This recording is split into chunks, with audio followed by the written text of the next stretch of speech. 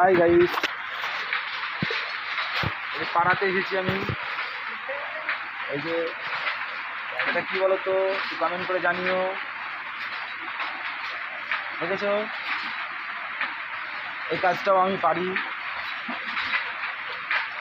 আমি এসেছি এই বন্ধুটার বাড়িতে। দেখো, বৃষ্টি হচ্ছে বাইরে প্রচুর। এই বৃষ্টির জন্য আমি বাড়ি যেতে পারছি না।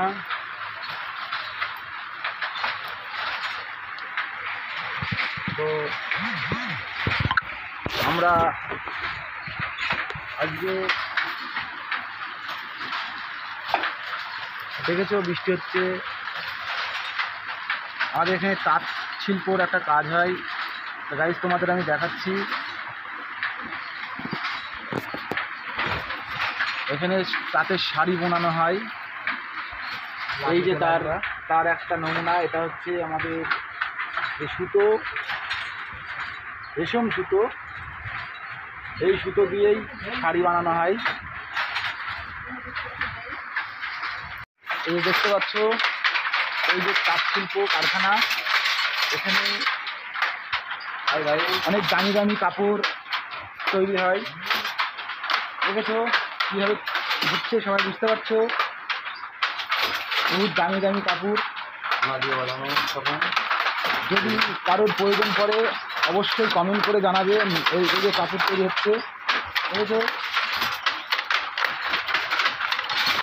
আমাদের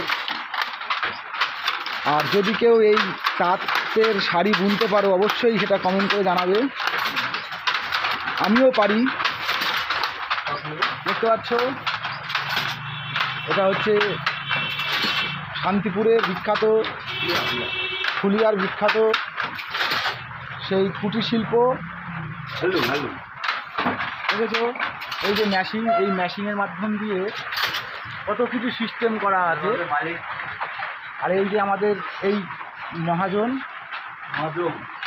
তো দেখতে পাচ্ছ, এই যে এখানে একটা তাঁত রেডি হচ্ছে। এখানে একটা রেডি হচ্ছে। দেখেছো কীভাবে তৈরি হচ্ছে, দেখেছো কীভাবে তৈরি হচ্ছে।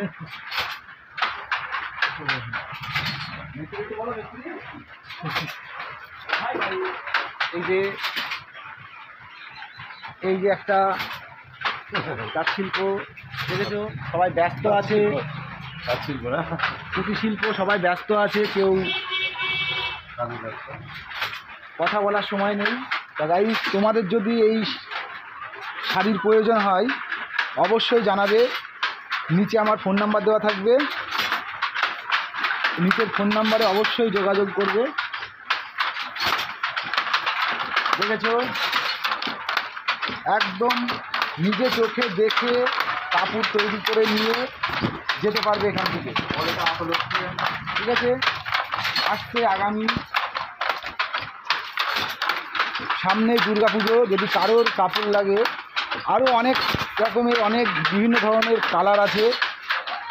দেখেছো, এই হচ্ছে কুটির শিল্প, ঘরে বসে কাজ।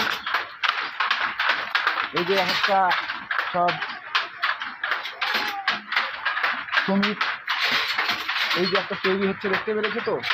এই যে মেশিন, এই মেশিনটা দেখতে পেরেছো।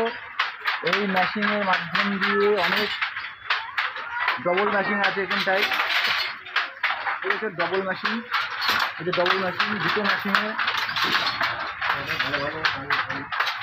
ভালো ভালো দামি শাড়ি আছে এখানটায়। যদি তোমাদের কারোর লেগে থাকে, প্রয়োজন পড়ে, অবশ্যই কমেন্ট করে জানাবে।